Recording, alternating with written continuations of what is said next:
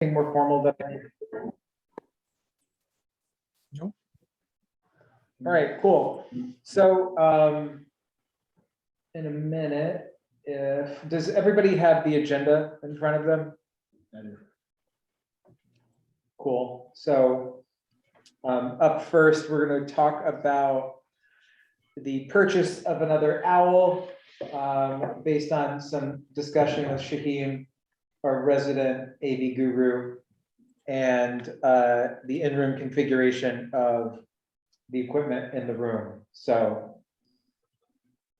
I think kicking into it, the initial thought was to purchase another owl so that we would have two. However, I believe Mr. Shaheem has some reservations about the efficacy of a dueling owl solution. Yeah, as I was sharing with some of the council members here, I'm not sure that a second owl will really help with the issues that we have now, because the one already handles the cameras in the area, so the second one would really only be for the camera. The echo inside the room doesn't really go away with the second owl. So I was saying that I think maybe a wireless microphone system might be better, rather than spending the next chunk of change that it'll be for a second owl. We should just invest in a setup that we know is going to work well in the room. So there's a bunch of options. There's lavalier mics, which are the ones that clip to your shirt and then kind of have the mic right here you can talk off them. And there's the gooseneck mics where you can put on the desk and they light up so you know whether or not they're on or off. So there's just some options. But The people on the line, were you guys able to pick that up? Yeah, I wanted just to ask Shaheem if he had any. Are you talking about configuring the microphones with a new camera system, or like what are you talking about in terms of the incorporating the wireless microphone setup? no, so the way I see it is we could continue using the owl as we have it. I think it does a pretty good job at scanning the room and showing who's speaking. But while using that as a camera and speaker, we could also have a wireless microphone system to use as mics, so that we don't have to worry about the echoing, and we know that people on Zoom can hear the board, any board, clearly. Theo, I think I asked the same question. I think you're going to the right direction. Like, I thought that he was trying to connect it to the owl, but he's saying that Zoom allows you to connect microphone directly into the computer. So that would kind of work.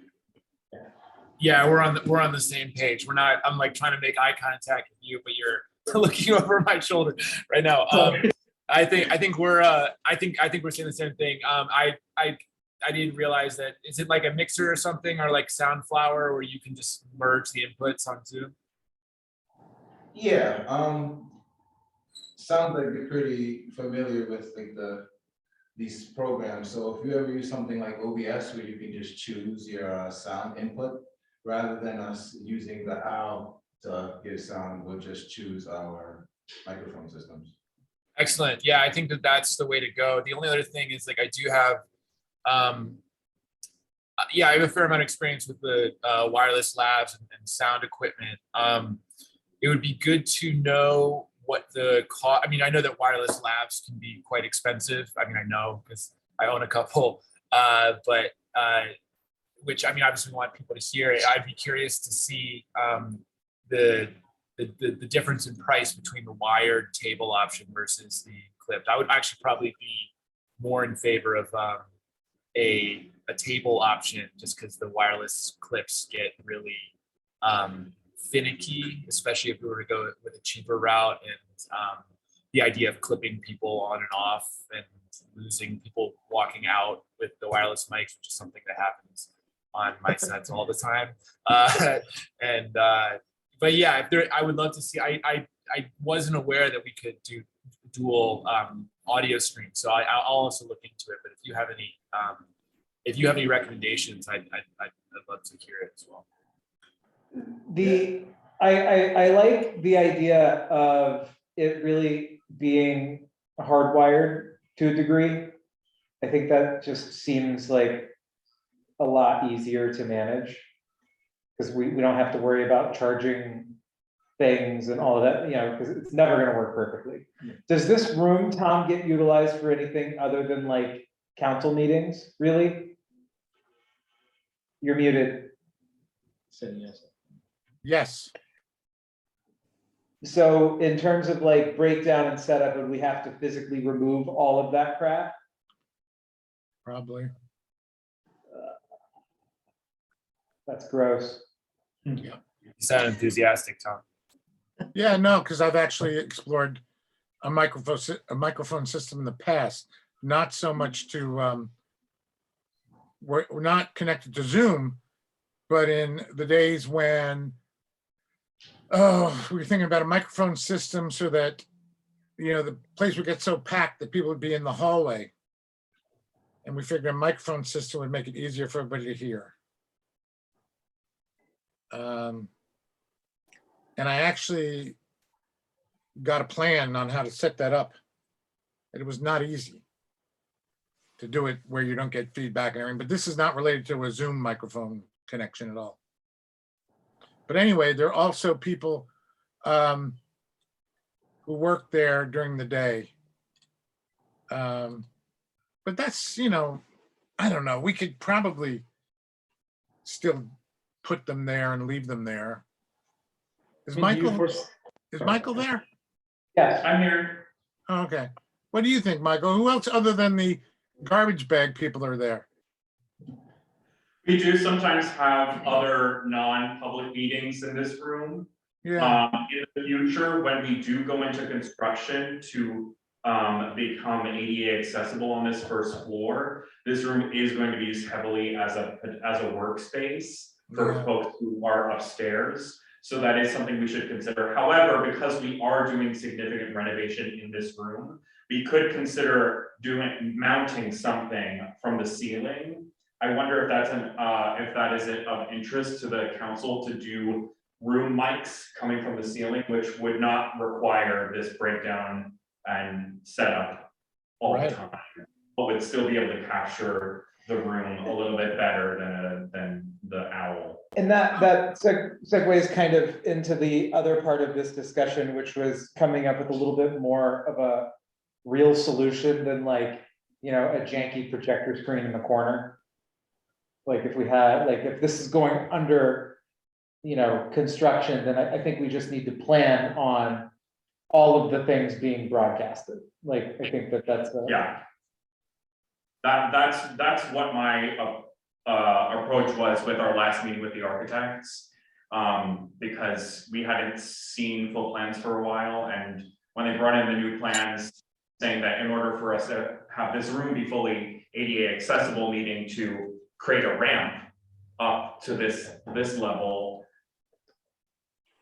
I feel like this is not the technology committee discussion, but I feel like we just get rid of this additional platform so that we have a more flexible space. And in doing so, be able to set up the best possible hybrid meeting solution in this room.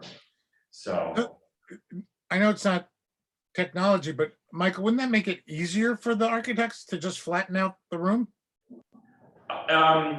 it would be more work. It's not necessarily an easy or hard thing. It would be more work, and there would be more asbestos mitigation too. Because there's definitely asbestos under this. Really? Oh, it's all on the floors. Definitely. Ugh. So, yeah, I mean, there's mediation no matter what, because we would have to take up some of it to make this ramp. But it's just a matter of scale. But anyway, that's a totally different discussion, but just a consideration to keep in mind when thinking about the possibilities for this room in terms of hybrid setup. Is that, Tom or Michael, all funded from a different pool of money than purchasing a mic system would be. Like, here's my thing, is it's great to have like, an awesome ADA accessible compliance where we can take into account things like, let's hang mics, let's design the room for a hybrid interactive kind of thing. Like could have a screen there, we could have a screen there. In the front of the room, we could have a screen in the back of the room, we could have mics down, everybody could talk, it would be great. But would that be rolled into a different budget, right? Like what I am wondering is if there's like a near-term solution, like a stopgap fix between today and then. Yes, I think there is. Your question about the funding, it's a combination of a few things, but it is not, the funding sources that we have are not restricted in the way that I think you're thinking. Yes, we could potentially do it in stages where we do, you know, the ADA accessibility first and then consider the technology portion of it later. Well, I was thinking the other way. I mean, I would, The thing is that this is probably gonna happen in the next 5-6 months. Oh. Where this construction happens, so we are thinking in terms of a 2022 timeline. okay, so Yeah. that's pretty quick. And how long is this room gonna be a hot mess for? At least 4 to 5 months. Okay, so a year. Yeah, so council meetings during that time are not gonna be in this room anyway.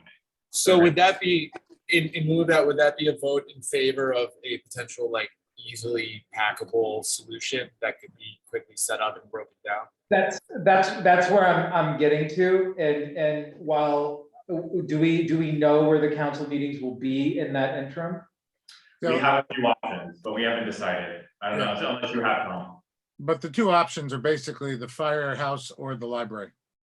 Okay, so if that's the case, then I don't think it makes sense to spend money today on a robust miking situation.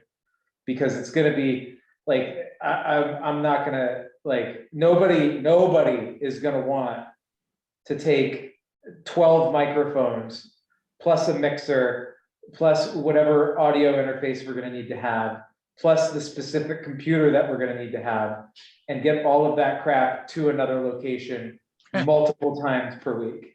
Tell me about it. I had to do it when we were having the meetings in the library, and it wasn't microphones, but everything else had to be carried over. And we had to, Linda remembers, we had to bring a lot of stuff over for every meeting. So even with the Zoom, we're gonna have to bring over all that equipment. And set up the Dominic, you have room. your- It's a huge pain, but Yeah, just a thing, you said that at the firehouse, would that be available with the parking, with the construction that's gonna be doing the pocketbook factory, if that goes through, if we move the council meetings to the firehouse? And is there an option that, you know, while the school is still pending, is there, you know, a way that we could then possibly utilize the cafeteria, set it up lockable so we can either rent the space or use the John O. Edwards School as a location? There's parking and there's lockability for that area. So we don't have to keep tearing it and shutting down as yeah, a temporary location. I'd love for that, but we'd have to check with buildings and grounds of the school system.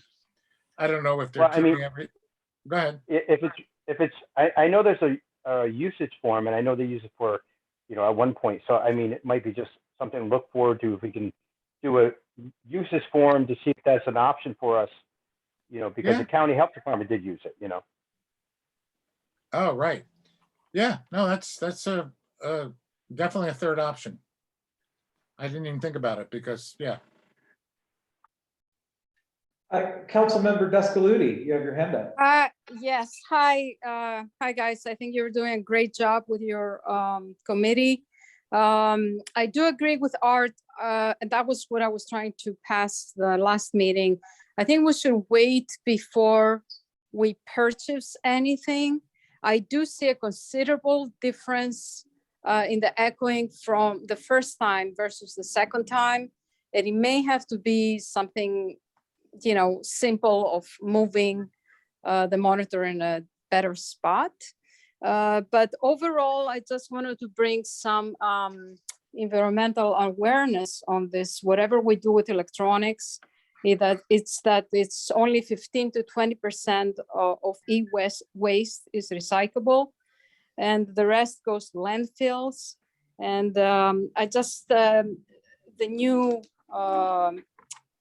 way of the way Americans see electronics is to constantly buy new stuff and updating electronics, but that is really very, very harmful. And I feel if we don't absolutely need things, we shouldn't jump on it, Yep, I agree. That's the only thing I wanted to say. It's just, I do feel it's great to have these virtual meetings, and it's great to have transparency with the public. Just how we do it, that's all. And thank you. Absolutely. Councilmember Anderson. I was just gonna say, I mean, I agree with the environmental concerns, and I think like there's a lot of, I think that so I agree with the environmental concerns. I think that I do potentially see this in the long run as a necessity and should be weighed against purchasing now versus purchasing later when it's more permanent setup. I will say that maybe there is a stopgap measure that a smaller, cheaper option would be.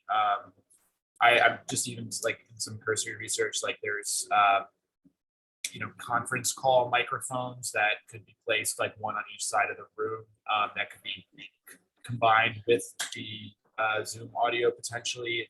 It wouldn't be buying a whole outfit of microphones, so it's not like we're totally rigging out the room, but it would be a stopgap measure for 6 months to a year until we have a more permanent solution in place. And I'm looking at the prices for that, and it's considerably less than a bunch of wired microphones with a audio interface, et cetera, et cetera. So happy to look more into that. Also, Shaheen, I'm not sure if with how much experience you have with that, but if you do, it would be great to hear your thoughts on that.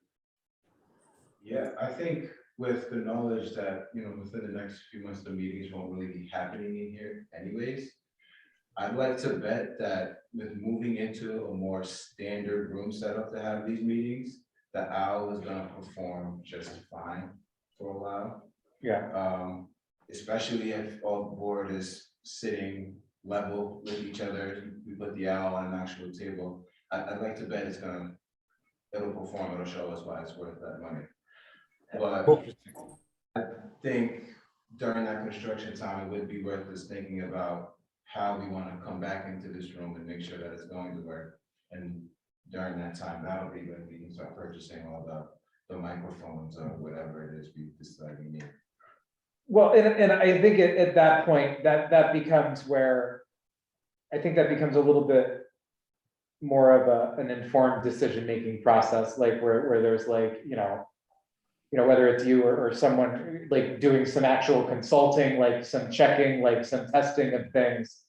So, Tom, in terms of like ancillary spaces, I'm thinking like the upstairs room where Michelle had her thing. Do you remember that? She gave that presentation on like environmental stuff. I can't remember what it was. You don't mean the comprehensive plan? Yeah, the conference, is that on the first floor? Yes. It's like on the first floor left, so it'd be like a room like that. Oh, in the library. In the library, Right, yeah. Go in, it's to the right, okay. Yeah, where it's designed It's for, fairly large, but it's not, it's not very high, so there might be a lot. It's actually, I believe it's got some sound design in it because it's Yeah. used for some performances, so it might. yeah, work with it might. It's also carpeted floors, so that's going to absorb. I mean, that's where most of the feedback is coming from. Is the high I ceiling. don't think it's carpeted. If you're Oh, no. We're thinking about the That's same. Oh, you're right. Yeah.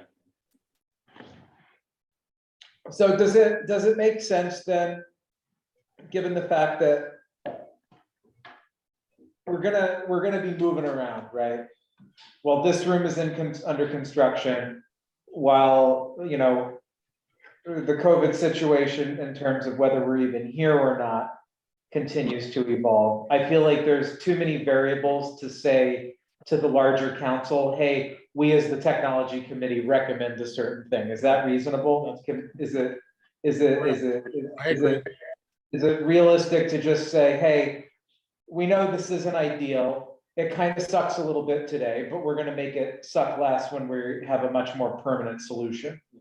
I think the discussion's been fruitful. We Yeah. do have a path forward we're thinking of, so we can present that to the larger. Yeah, I think that's a great idea in terms of, you know, I think one thing that is really nice with the owl that it does do is it gives us a lot of flexibility in terms of how we set it up. So if we do need to ping pong around different rooms while this is all under construction, we can also maybe, you know, before one of the larger council meetings, come in and reconfigure the tables. You know, especially while it's been a hybrid situation where, you know, the one larger council meeting I was in had maybe 5 or 6 of us in it. So, yeah, I think maybe that's some good findings. And Theo, how do you feel about that? I think that's the way to go. Yeah, fully on board with that. Dominic, your thoughts? I agree, and, you know, just laid out there, I might have a connection at the school if you want me to just kind of look at that option, just to see if that even could be on the table for a temporary location in one of the all-purpose room at John O. Edwards, but let me know.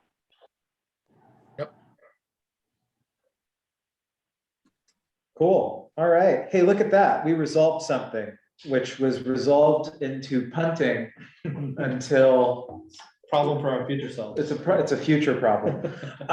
One thing that I will say regarding the in-room configuration as we approach your renovation, I think it would be cool if this committee had maybe some early access to the plans around that.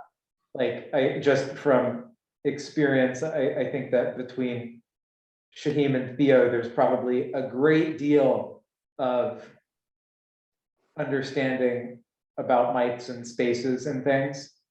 So I just want to make sure that we're being thoughtful and pragmatic about how we're approaching a solution for this that would be both accessible and future-proofed, right? Like to Vicky's point, right? Like, I don't want to churn and burn and have to have this discussion every 8 months, the moment that we have to swap out a computer.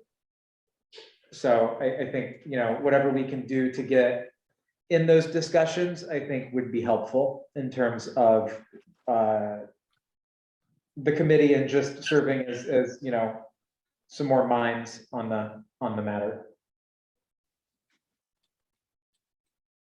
Agreed. Cool. All right.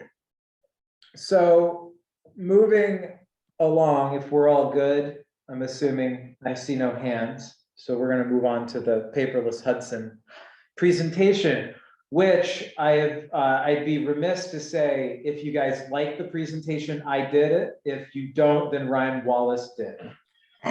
FYI, just for everybody to know that if you don't like it, talk to Ryan. If you do like it, congratulate me. So can we share it? Can we share it on Zoom? I definitely have the file right here. If you want to email it to me. Yes. Oh, you know what? I'm gonna, it's on the committee. It's in the committee. Oh, it's in the committee documents. It's in the committee Okay. docs. Great. I put on my chair hat and got all this stuff. Great. All right. To Tracy.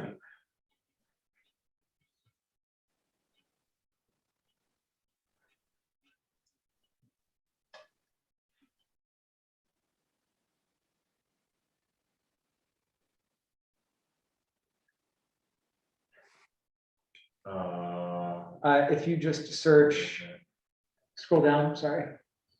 Scroll up, sorry. I'm looking for the sidebar. Oh, yeah, one of It these. should be, Gosh. oh, no, you know what, I Are would you in do, the, is it in the committees? It's under board It's and in the boards committees. committees. Boards and Sorry, I'm committees, looking yeah. in the wrong spot. boards and committees, tech committee. Technology. So definitely Yeah. some fancy graphics. and then, and then if you go to there, and then I just did it. that day, and then there, it is the paperless Hudson. All right, You're seeing my So- screen, I think, by the way, I'm sharing it right now. Sorry. right? Nice. What- thank you, Shaheem, I appreciate it, my friend. Thanks for your time. Yes, so Tom's sharing, cool, Okay. thank you. All right, so It's walking. got all the marks of Ryan on it, but okay. Fine, fine, blow up my spot, Tom. So this is just loading on my computer, so we'll get going. So Ryan prepared this as an output of, I believe, our initial meeting. I think that, you know, I don't know that we really need to go through each individual slide. But items of note are basically the annual paper spend, right? So the takeaway is between 2018 and 2020, we spent about $14,000 on paper between the council minute book binders, the actual printed binders, and the copy paper and general code publishing and council meeting packets. Right, so even if we just look at council meeting packets, we would be saving enough to pretty much buy everybody a device. Anyway, regardless, Could I ask a yeah, question?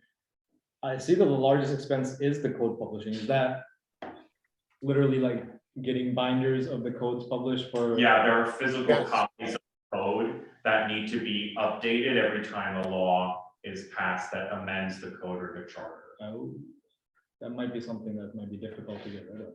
If it's in. Yeah, well, that's a tough expense to Sorry. circumvent. well, that is, the general code publishers is the entity that updates the actual digital stuff as well. Yes. I think so, yeah. Okay, so I'm wondering if that could be broken down into two different pieces, where one piece would be the printed stuff that all of us get. That could be an interesting point of clarification. But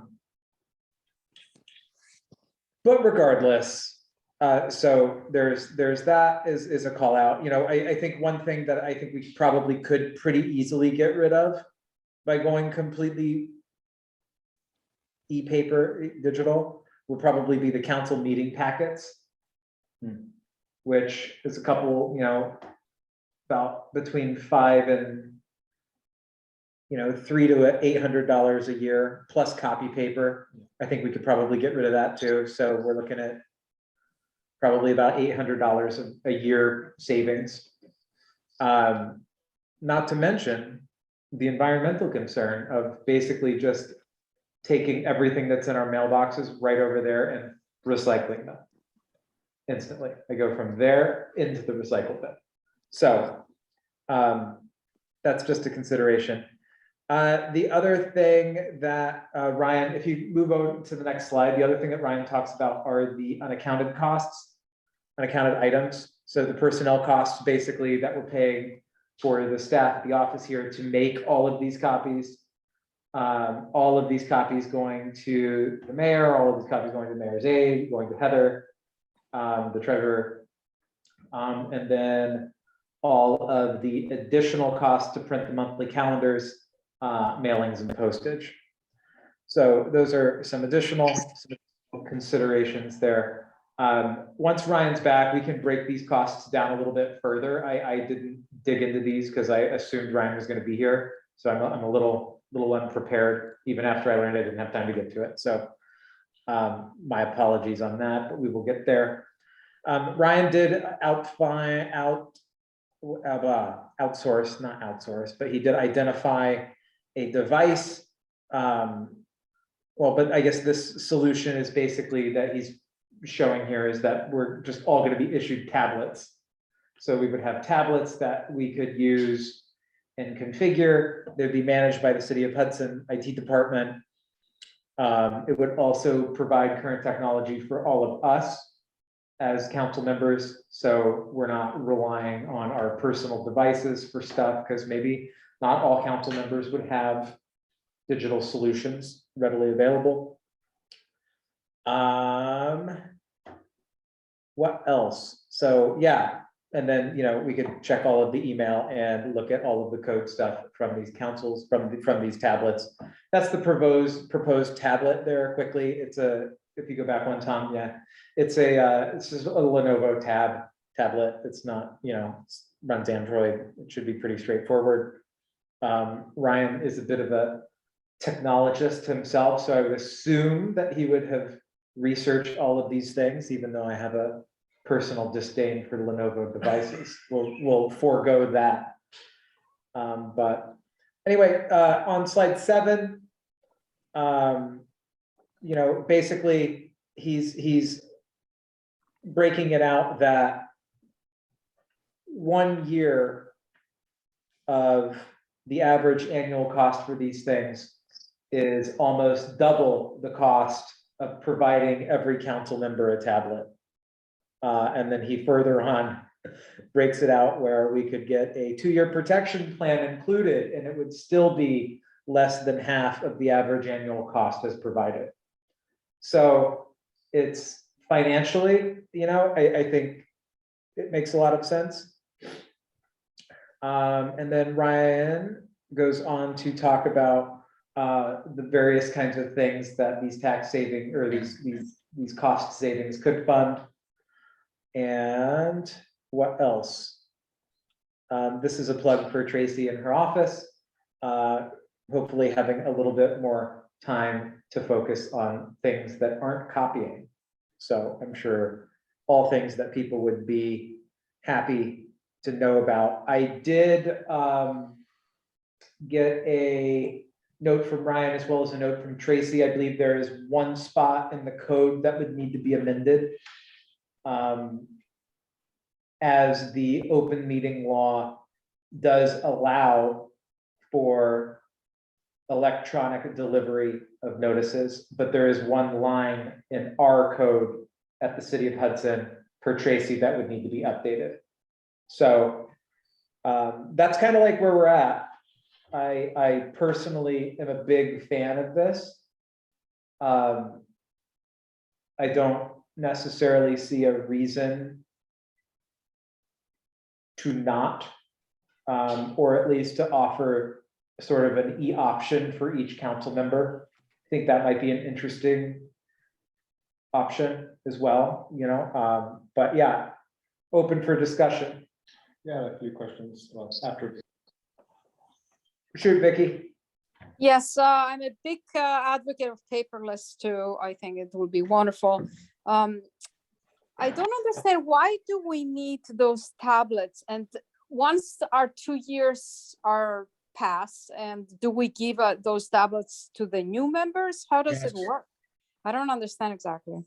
So the idea behind the tablets is that everybody that is a council member would have access to all of the materials and things. I think if I may, Art. Yeah. It would also help with, in a way, like, so that we're not gatekeeping in a way. So if we go all into E, and then there is a council member elected in the future that may not have a device that's suitable enough to access this documents, the tablet would kind of even the playing field a bit. I think that's the concern. Well, that's the aim of what Ryan's proposing. Well, Yeah, and more it's- importantly, you don't want people using their personal stuff anyway, Yeah. you know? And then it's also a lot easier to troubleshoot one ecosystem of Sure. devices, 3 or 4 different, yeah. Okay, thank you.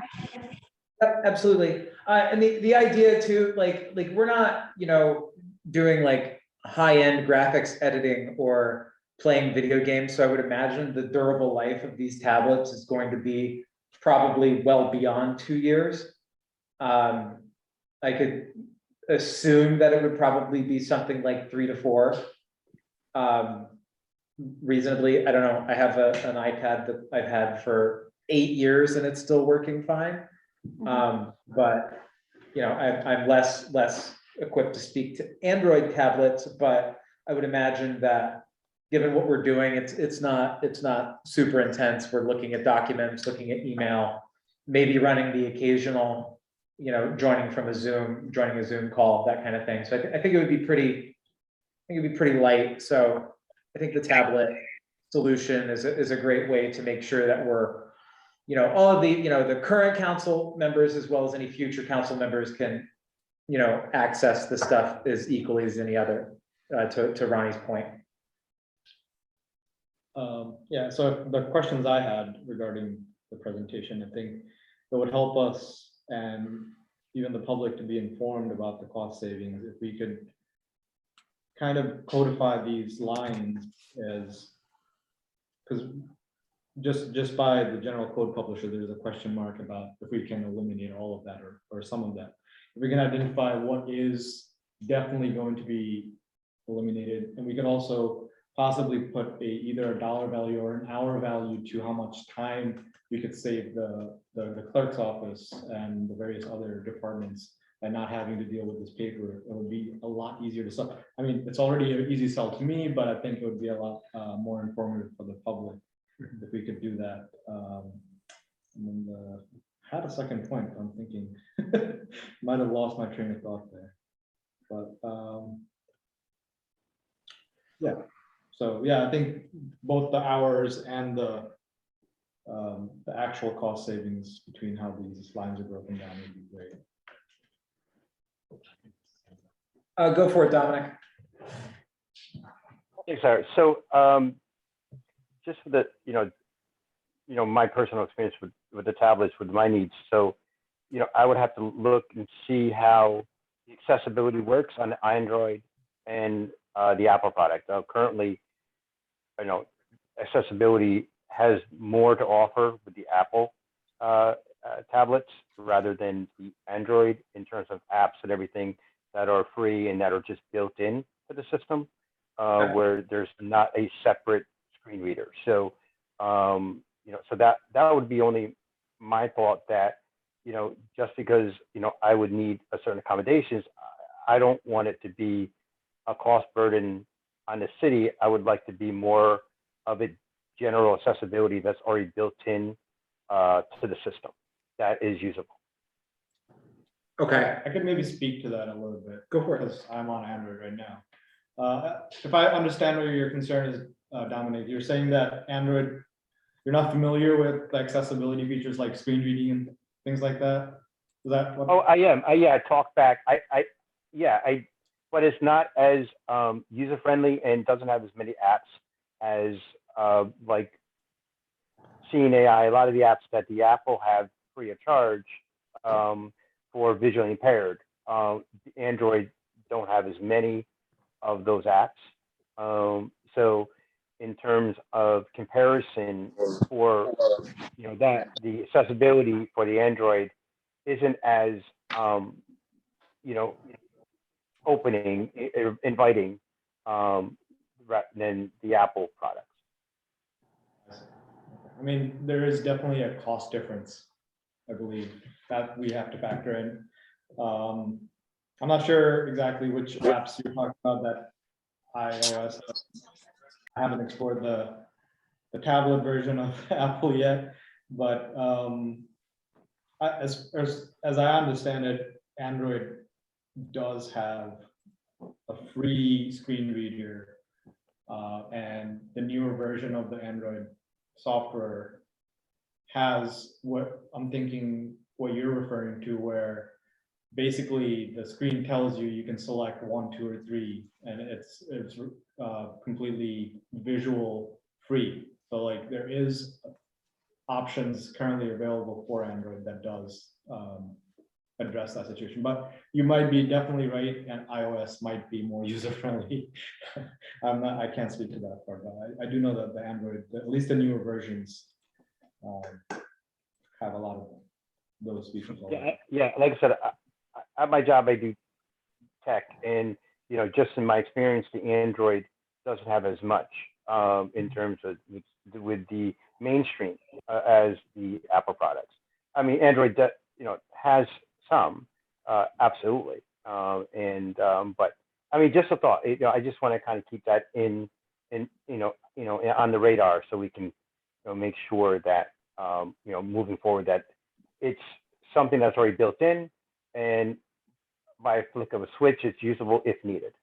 Not like, there's other special software that costs $500, $600 for a license, something called ZoomText and Fusion.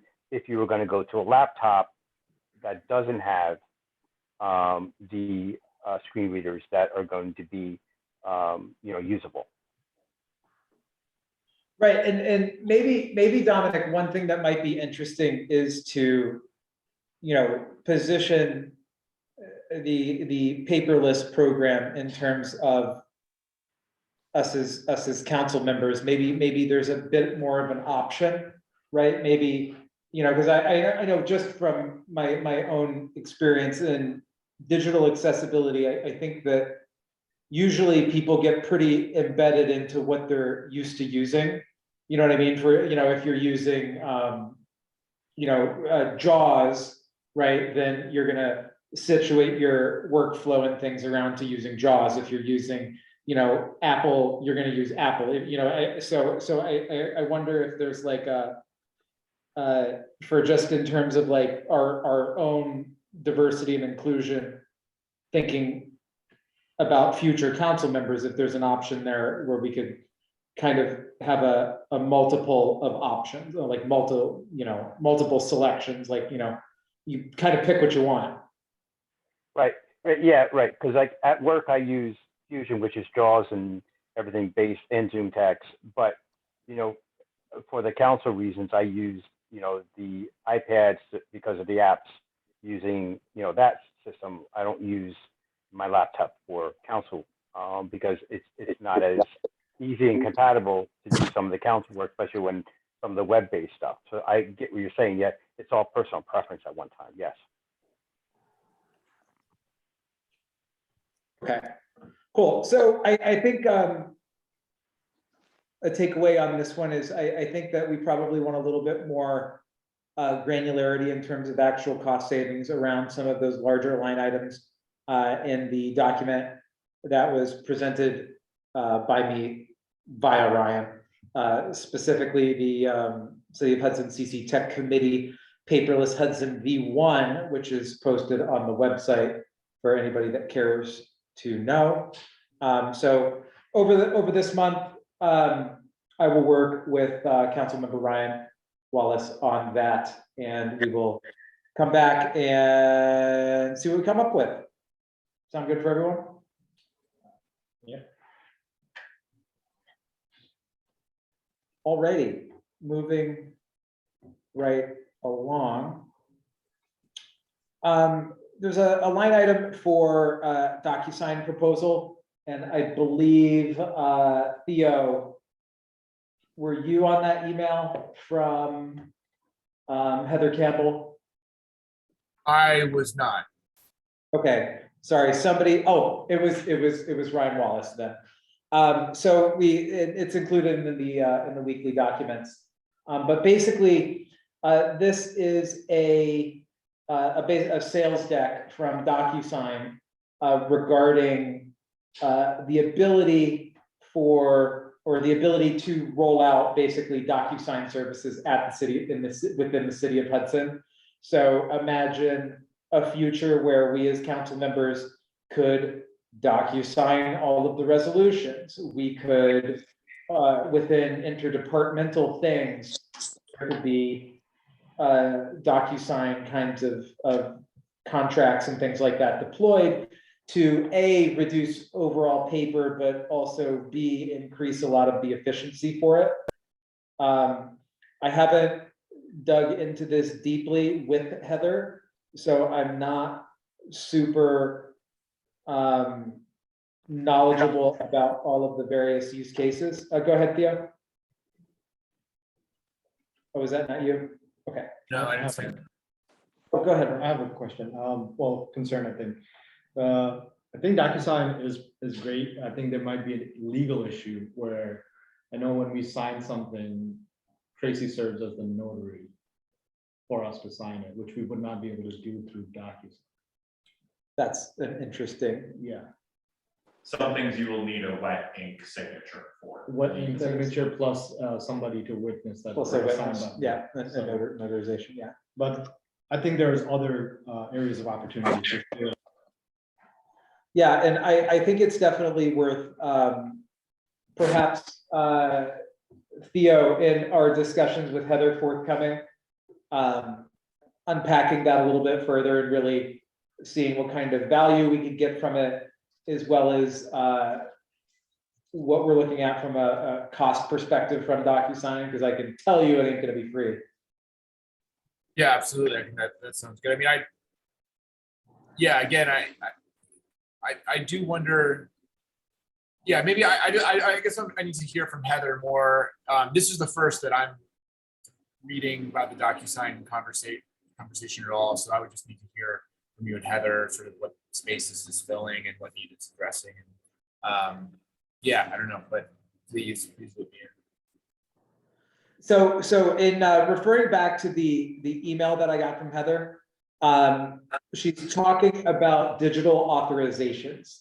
So I'm assuming that today she is going to need signatures for various authorizations that happen within the city of Hudson. So and all of that requires paper, all of that requires printing, all of that requires all of the general overhead that I think a lot of the whole paperless movement is looking to solve.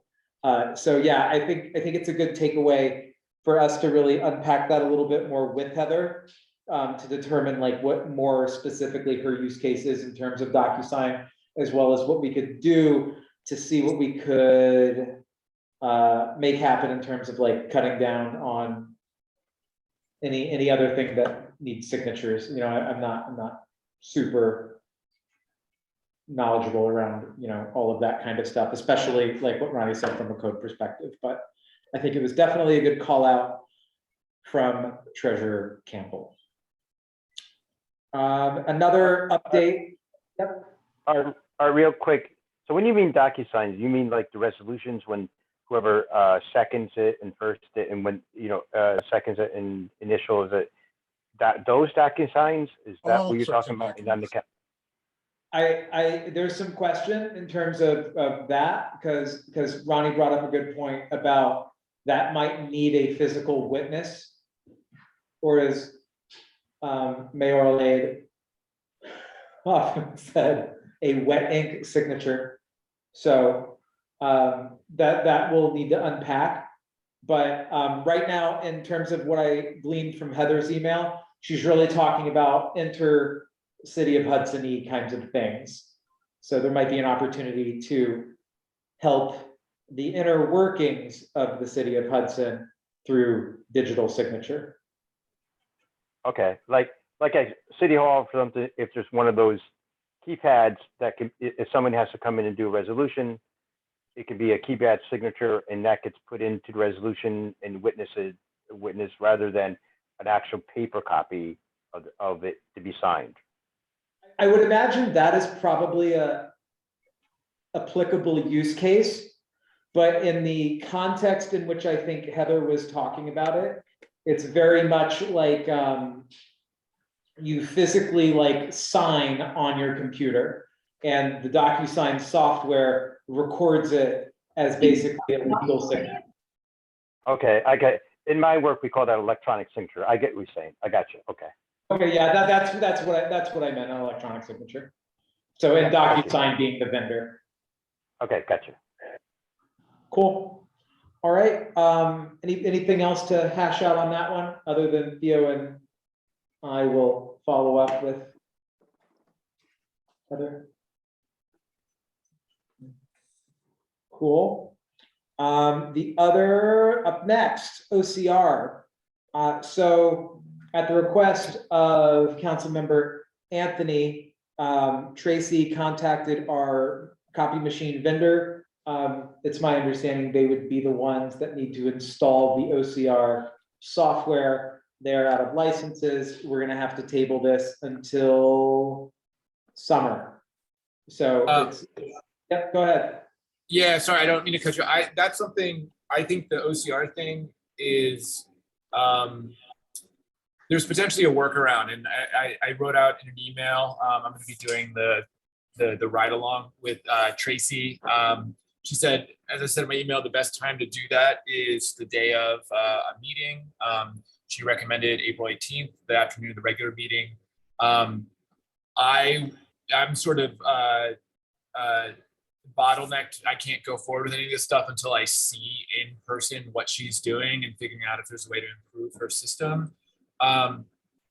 Maybe this is naive and maybe I'm totally wrong, but my understanding is that there's absolutely no reason that the OCR has to happen on the copy machine when there's a lot of really great OCR technology that, I mean, I've used like for that can take, you know, PDFs and do basically batch processes of OCR. And so that would be a lot cheaper and easier. It might add just one extra step, but would certainly save us a lot of money. And I just don't see why, you know, it's not like we're ordering a carburetor or something, you know, it's like we're, I don't, yeah. So, but again, that's why I want to be there in person to understand her whole process and to work with her. So if anyone wants to join me, it'd be really great. Just so we can take it to the emails for that. I want to be conscious of time. But I don't really have any new updates, and I want to, you know, once we see the system, I'd love to report back and Dominic, especially speak with you about, you know, what your needs are for OCR and your experience with, you know, winners and losers in that arena. So yeah, that's basically all it is. All for me. I think Theo brings up a good point. If we are pursuing OCR, I don't think it would be beneficial to tie us down to specifically only the copy machine, because there are some documents we already have scanned. We might be able to process that separately. Either we have to pursue both a computer-based system and the copier, or just a really robust computer where the copier can just scan and then something processes that in the background. Yeah, I mean, for example, Adobe Acrobat, you can just drop everything into a batch processing queue, and it just does it all for you. I don't know, you know,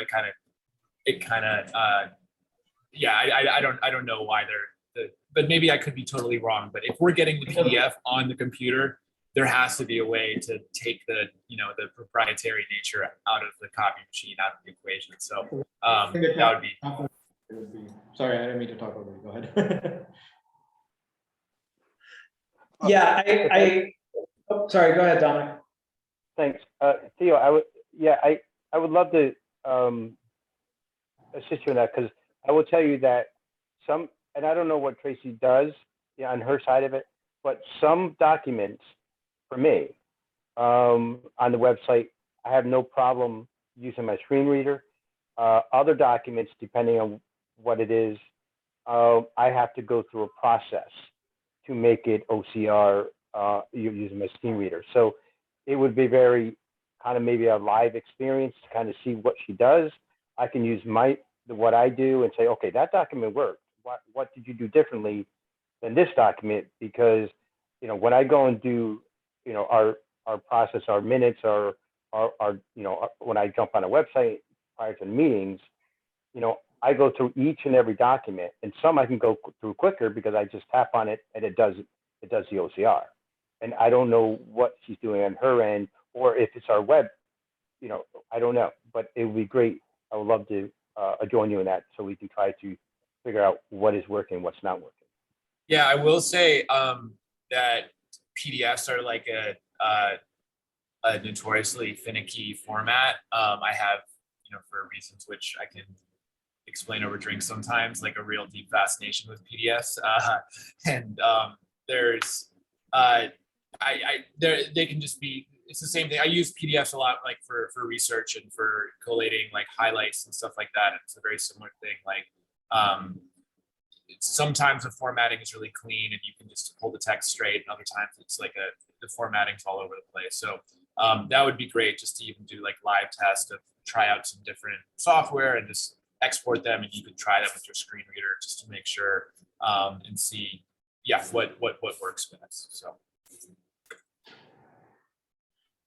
I think this is all very, very cool stuff.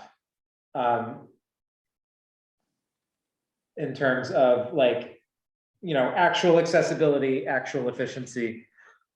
Looking forward to the ride along, which I believe Theo, you said is scheduled.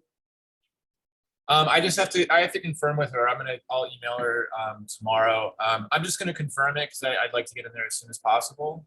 So we can move forward, and anyone who would like to join me is more than welcome. But if not, I will, you know, I'm thinking what I'll do is I'll just like sketch out like a map or a diagram of her workflow and then just identify like the points in the process that can be improved upon, you know, with, you know, speaking with her and the committee. So I'm happy to do like a short presentation about, you know, my experience. So. Oh, that'd be really, really helpful, and I think super fascinating. Hopefully for more than just me. So the moving on, I think that before we do move on, just in summary, I think looking at some of those various like digital OCR kinds of situations, I think that would be awesome. Theo, it also was one of those things where I like raised an eyebrow when I saw it. So I am glad that I wasn't the only one. I'm also glad that we're able to, you know, really check out the workflow and all that jazz. And I look forward, as I'm sure we all do, to hearing the outputs of that. So thank you for following up. The next thing on the list is the paperless code. I think in the agenda, what do we call it? Sorry, tabs. City code updates needed for digital dissemination of materials. So this was an email from Tracy where she calls out specifically the city charter that would need to be amended in order for us to not have to physically mail things regarding special meeting notices and stuff. So that's in the documents. It's C12-4 if anybody's interested. Again, I would want that to also come from probably our city attorney in terms of just making sure that we're crossing all of our T's and dotting all the I's. But more on that when we get a little bit further into the process. We have some, Ryan and I will double click on the breakdown of all of the costs in terms of the paperless stuff. We have some OCR stuff to do, which I would really like all of the OCR stuff to be figured out before we say, hey, we're all digital. Like, I think that we definitely need to make sure that, hey, we're also accessible before we say we're all digital. So more on that in the near future, hopefully. Oh, just to quickly add to that, I think while I'm there with the OCR, I'll also speak with her about the file naming convention. I see them as part of the same initiative. And my hope is that these two things can be rolled out pretty quickly if it is indeed something that's merely a matter of like installing a piece of software to process the PDFs that were scanned. So hopefully we can get going with this pretty quickly. Awesome. Thank you, Councilmember Anthony. Moving on, if we're all set. The next agenda item is the website, and Mayoral Aide Hoffman is here to discuss website updates with us. Yeah. Oh, you don't necessarily have to bring my email up, but that's great. Yeah, so as part of our contract with Revise, which is the company that we work with to host and operate our website, cityofhudson.org, every 5 years they offer a complimentary redesign package. So we are up for that this year as part of our agreement for the next year of fees. So I sent around to the committee the draft agreement. It does include a few options to consider for the website as additional features that we do not currently have. One of them that I really would like us to strongly consider is the homepage curated search feature. Right now, what we have on our website is a basic filtered Google search that searches the entire website. So if we were able to add this thing on, it would allow us to do keyword-based search results on just our website and not also completely search the entirety of Google, and it'll help people with interacting with our website and finding exactly what they need and be able to use filters and all of the things that we are normally used to in terms of doing searches on websites. There is additionally an idea to do a customized interior department page template. I don't have, we can absolutely work with Revise to have a demo of some of this stuff as well. It's hard for me to describe exactly what this is, but it's a new template that we could incorporate across the website in various ways that would allow us to have more control and ability to have more dynamic content, particularly on department head pages, landing pages for the mayor's office, for the common council, things like that, to be able to include images of the people in that department, to be able to link to other parts of the site in a really, engaging and, beautiful way. So that's an option that I'm less serious about, but is definitely something to consider. Another option that we have that I know has been a discussion among the committee is a public service request app.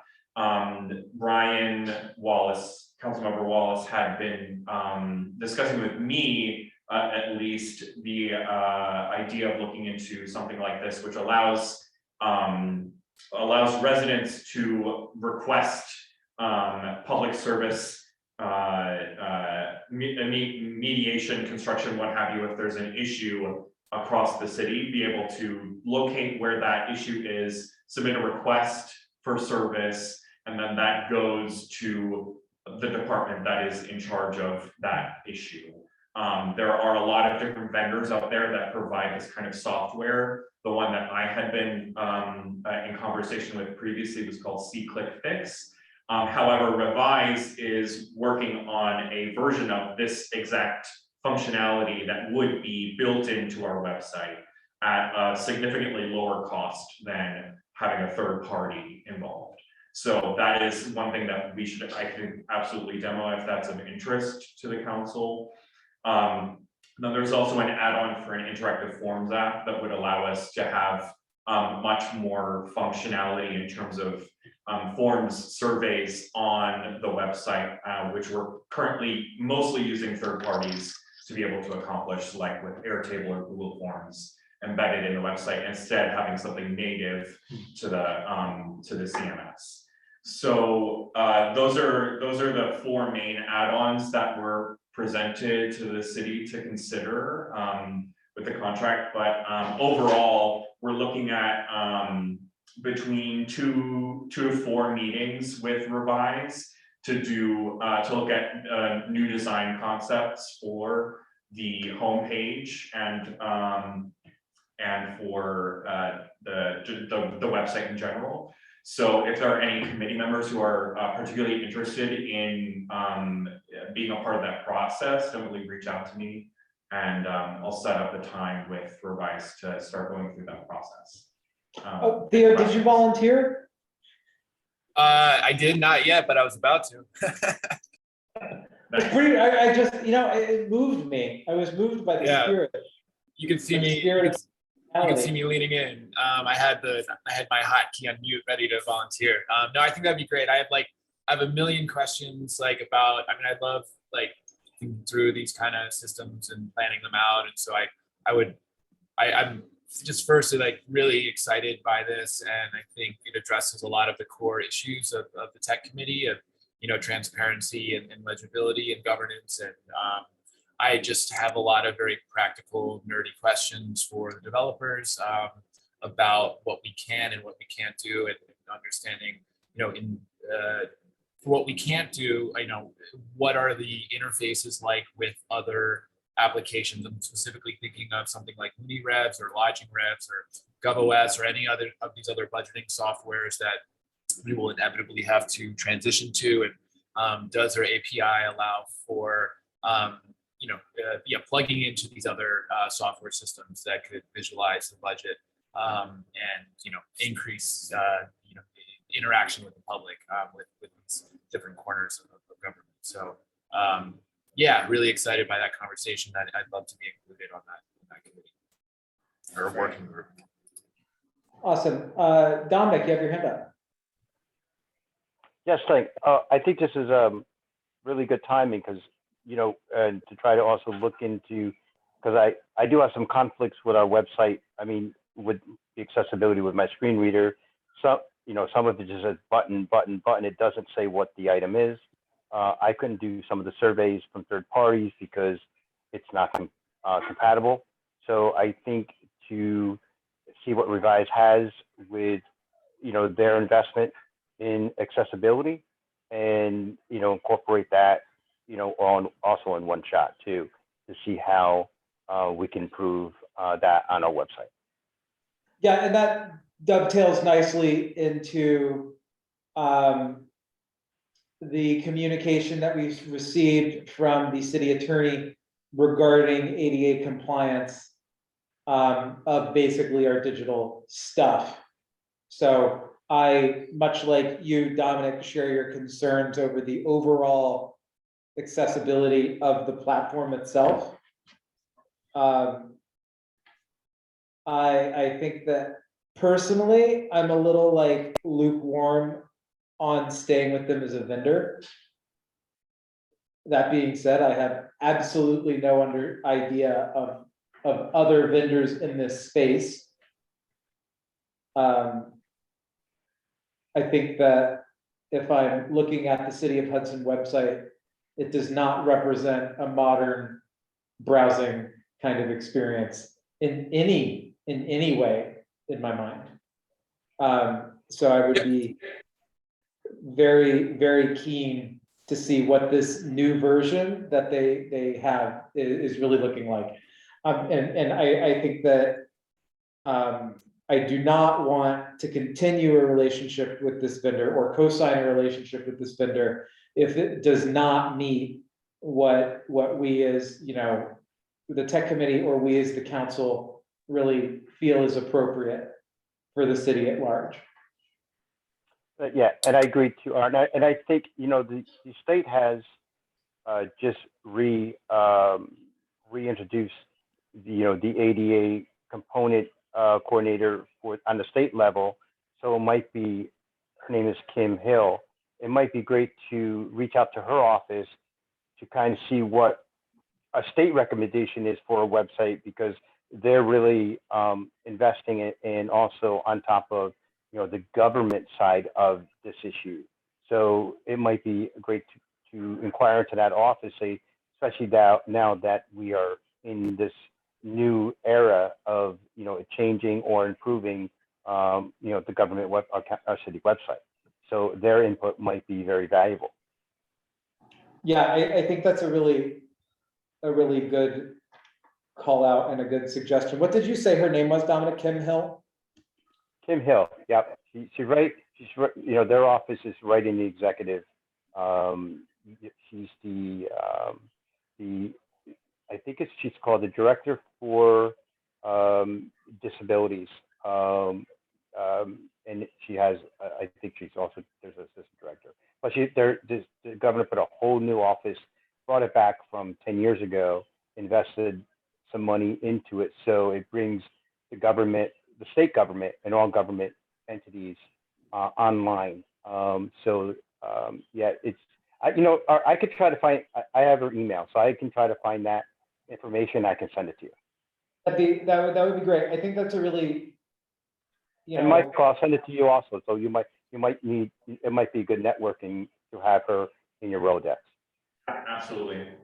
Thank you. Councilmember Anthony, you're up. I was just gonna say that, I know that, Councilmember Wallace has already, had some communication, as well as Mayoral Aide Hoffman, has had some communication with C-Click Fix. So if there is a question about Revise's capabilities, then, there's no reason why we can't also get a group presentation from C-Click Fix as well. I was doing some research today or yesterday, and I downloaded a few city apps as well from that C-Click Fix had done, and was poking around to see what it had made, and was I was impressed with what they had done. But obviously there's some cost considerations to be considered as well. But yeah, I don't know. If there's a question about that, no reason we can't also have C-Click Fix interview for the job. I will just note that C-Click Fix is specifically for the public service request component and not a full website developer. Right, okay. Good to know. To that end, have we looked at any other vendors outside of Revise? I have not personally, no.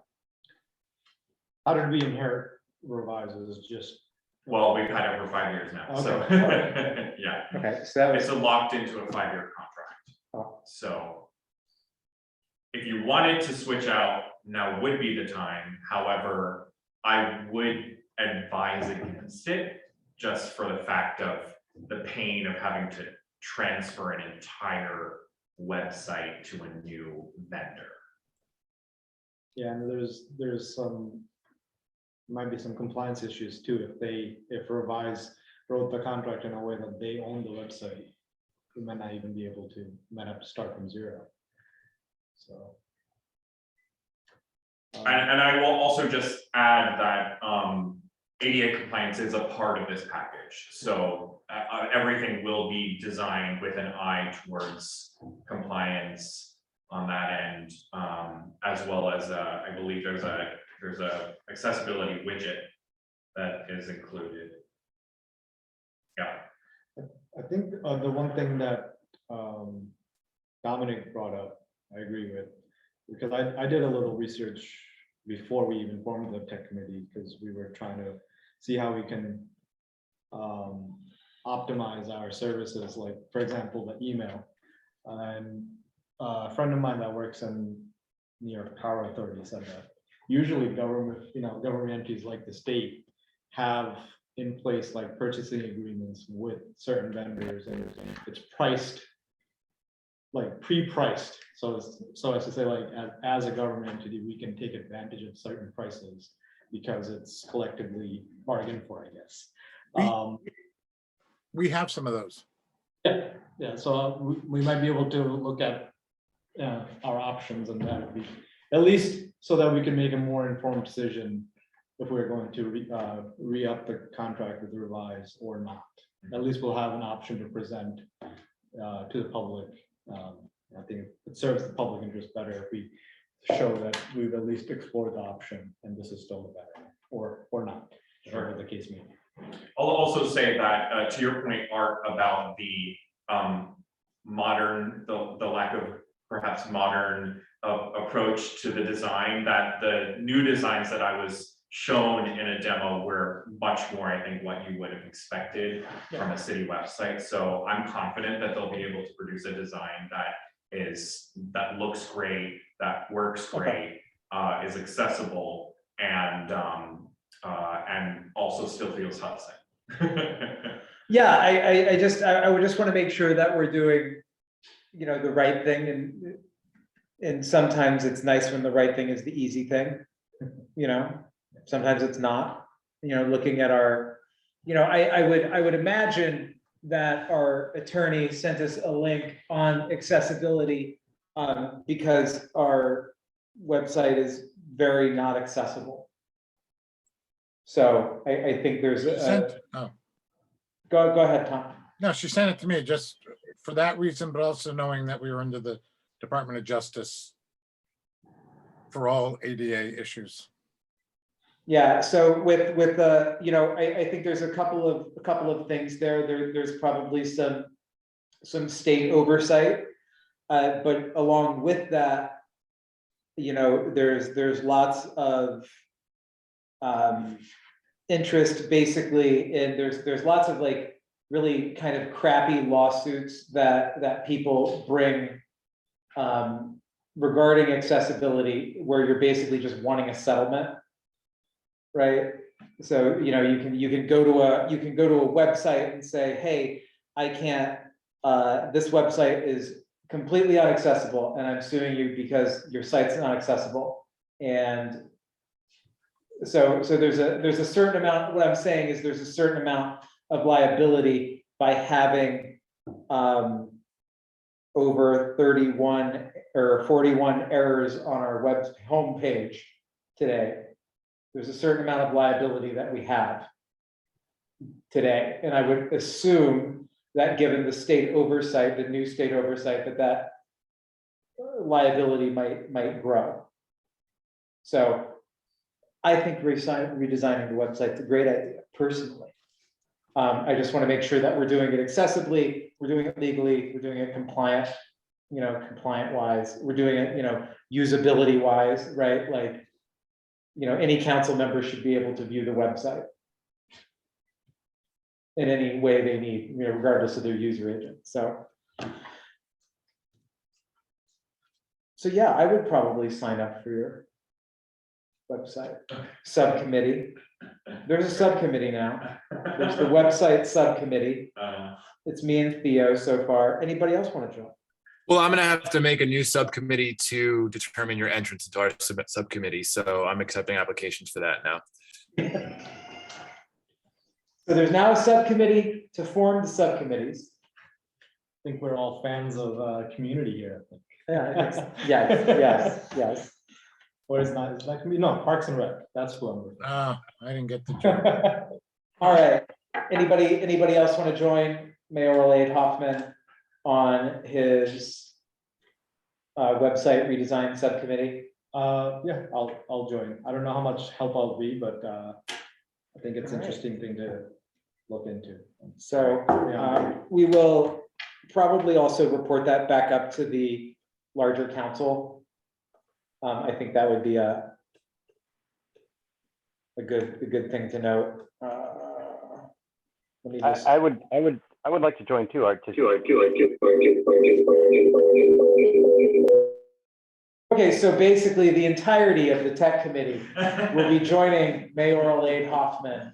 Okay, great. So there is no longer a need for a subcommittee. There's- It's not a subcommittee. So I'd like to make a motion, Alderman or Councilmember Anthony, that we resolve the subcommittee as well as the subcommittee forming group in anticipation of the entirety of the tech committee joining Mayoral Aid Hoffman in his quest of the internet. I think that's outside our jurisdiction. We have to refer it to regular meeting for that, so.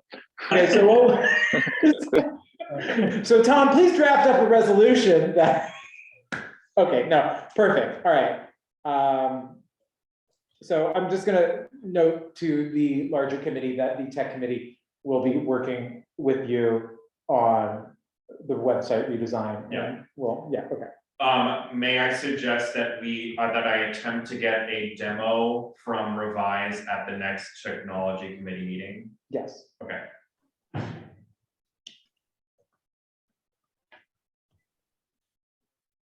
I think on that note, it would be great if we could get material beforehand. Like, Yeah. They have a presentation beforehand. That way we have informed questions to ask if they have. Yeah, I'll see what they're able to put together Yeah. by then.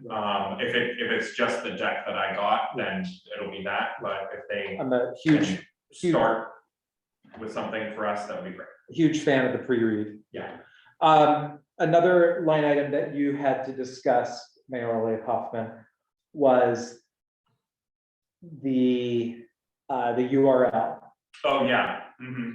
So I have secured hudsonny.gov for us. There's a few steps before we can actually implement it, obviously, more than a few, really. Yes. But that is something that I would like us to move in the direction of using a .gov rather than a .org. Makes I sense. think it just makes a lot of sense. There's also improved security by doing that. Obviously that affects everyone's email addresses. That will affect, obviously, the website URL, but I do just want to preview that is going to be coming down the pipeline. And we need to, just be prepared. For my own fruition or Yeah. knowledge rather, that's not really something that the Common Council would have a purview over. I'm not sure. I don't think Tom, so. what are your thoughts there? I think it only depends if they need more money. Right, it's free, so it's not an expense to the city. Yeah. Yeah, I don't think, Was Yeah. that Tom talking? I don't know. Oh, that was my I'm joke. sorry. No, I'm just kidding, Dom. I thought you said Dom, I'm sorry. Oh, No. okay. That's close enough. Yeah. Well, regardless, Dominic, I appreciate your, Yeah, I think Dominic is probably right. But, Okay. unless there's money involved, there's really no question for the council.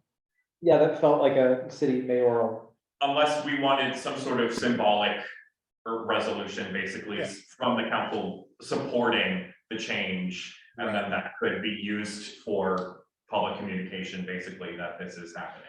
I It's think up to you. that, I don't personally, I think it's weird that we're a .org. Like, I don't think that really is probably even Yeah, desirable by the internet. yeah. So I don't know, Anybody could I don't have any problem supporting any resolution that would change it to a .gov in alignment with the rest of, literally the rest of the internet. So the one concern I have about that Yeah. is spoofing. So if we do move to hudsonnewyork.gov, we're gonna have to either buy the current, or I don't know if we already own the current address or not. We have to make sure that no one can spoof it. Yeah, my thought is that we actually still maintain the license on cityofhudson.org, but that we basically hide it. And it is, people would still be able to access Right. Hudson, our website, by typing in cityofhudson.org for an indeterminate amount of time. Right. It's not all that expensive to No. maintain Do a the redirect. URL. But that would allow us to protect that domain, Right. basically. Does Revise also handle that? No. Okay. That's through GoDaddy. Okay, it's a GoDaddy thing, okay, yeah, cool. But would Revise, would they be able to help in the transition of that? Like, I'm assuming we would want to drop the new website and we would drop the new URL Yeah, and kind of stage it out in that, but I'm not jealous of the task of getting all of the tertiary services yeah, that are I tied to haven't URL. broke the news to Joe Vining, our IT guy yet, but that's gonna be a significant task. Yeah. Yeah. All right, but yeah, Theo, do you have any additional thoughts, comments, concerns on transitioning to the .gov? I'm for it. I think that's fine. Makes sense. And yeah, .org seems like a weird transient name that stuck on too long. So all for it. Yeah, cool. And I do want to double click on Ronnie's comment of maintaining the .org Yeah. URL. I think that makes a lot of sense. Because I don't know, I feel like it's also probably pretty short money to buy it for a long. Yeah, and it Yeah. can always it can just redirect, to the Yeah, to the exactly. website. Exactly, and that's pretty straightforward to do, even just straight from GoDaddy, so, cool. Alrighty, guys, we're almost to the end of this. We're almost to the end of this very robust committee meeting. So that was Revise. Merrill A. Hoffman, I believe that reaches the end of your contributions to this meeting. If you want to leave, I can pack up. No. The last thing on our list was Councilmember Moranti sent me some information on ITS parking systems and some of the services that we could avail ourselves of. in terms of basically digitizing the parking and collection of monies in the city. It was it was a thought of Councilmember Wallace as to how to reallocate some of our savings in terms of reinvesting and kind of making things a little bit more robust. So Dominic, do you have anything you'd like to share on this one? Well, one thing in terms of the finances as we move forward, if we do agree on leasing, that parking lot, maybe we could reallocate some of that 12,500 to invest in something like this, since it's on the same line of parking, you know what I mean? So that's $25,000 in the next, for the next, in the next 2 years that can be invested in updating our parking. So that might be something we could, redirect out those funds for this, direction. How many would we need for the city?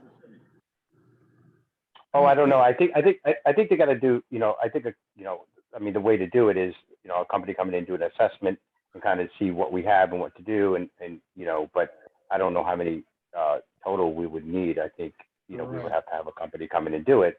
But I Do they think do that assessment for free?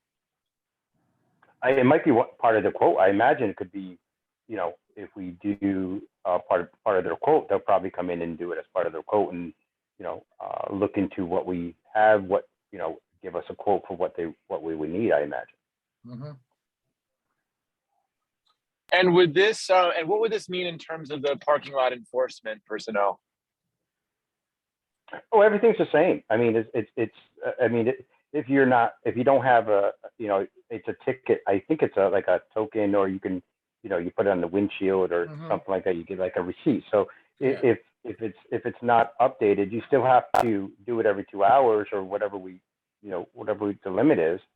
But they'll still be able to. Where eventually does is the maintenance of it, and also being able to use apps and updating, kind of like what down at the railroad track has, but updating, and helping every business on Warren Street not have to keep like $500 worth of quarters for everybody that needs a quarter whenever they try to park in Hudson. Yeah. And I know this company, said they'll come in if they want to do, they'll do a presentation for the tech committee, if you're interested. Interesting. I imagine with this kind of cost, we definitely have to get multiple Bids. Yeah, absolutely. Yeah. I think just having, kind of a presentation to get a look at it, and then, Yep. Being part of the bid process, Sure. so we kind of get an idea what we're looking at. Sure. Yeah. Councilmember Duskaludi, you have your hand up. Yes, yes, I do think it's a great idea. It's a great thing to explore. Another benefit is that we can raise the fee. I feel this quarter is very old time now. Well, We actually, can it was make only more changed. It was only changed about 1.5 years ago. It was cheaper. Yeah. Oh my God. No, it Yeah, was. We didn't change the. We changed the amount of time you got for a quarter. I see. But Well, yes, I mean. we can we keep could going change. up. Yeah, It's one way exactly. to make money, Yeah. All right. Yeah, no, it's always, I'm sure we'll get plenty of complaints, but yeah, it's still way underpriced Exactly. relative to other places. For sure. Yeah, but if we had convenience like an app, I'm sure there might be more incentive to move forward this way. Yeah, I don't know. I'm a little bit torn. Personally, I'd like to learn more. I don't know, is it soon? Is it soon to learn more? Is it too soon to learn? Probably not. Nope. So I don't know. Dominic, do you think it would make sense for them to maybe give us a chat? Sure, I can reach out for a presentation, just so Yeah. we can kind of, get a feel with the knowledge and no expectation, but they can get a presentation, and be part of that, process. But, I think just because they have a lot of knowledge and they do a lot, I think at one point I thought they might have did something at the hospital. So, but I think, and I think, again, because of the process of government, the sooner we kind of look into this, especially with everything, kind of changing, to make a decision, I think it'd be a great idea. No, I think, I have some questions for Dominic. sure, go for it. So Dominic, since you're bringing this proposal for, to our committee here, I just wanted to ask you a few clarifying questions. Yeah. What is it that we're trying to solve by investing in this new system? What is the current problem that we're trying to solve? Well, I think, one, bringing, we're talking about technology, bring it back into offering, the kiosk, with what that brings, and get rid of the antiquated parking meters. And I think that it will allow more control to change certain things and to see what's online, what's not online, in terms. Go ahead, Tom. I'm sorry. No, I meant to cut you off, but if I'm just kind of scrolling through fast, but you can see some of these. Look at all the data can you all see this? Yeah, I'm looking at it. Yeah, there's things you could never get from just the existing kind of system. And as Dominic has already pointed out, the existing meters are just a mess and a lot of them are not working and they're expensive. But Not to mention that we would free up space on the sidewalk. Yeah, by that too, donation. Yeah. Look at this operations manager. It's like you really get a sense of how parking works in the city in a way you don't really get. Right now it's just somebody going around collecting all the quarters. So we have this would tell us which meters are giving us the most, all kinds of things. Right. And I guess that increasing our revenue, this could actually, harness and increase some revenue, especially when, getting them online quicker and making sure that, we're at 100% rather than 70% of meters working. Yeah.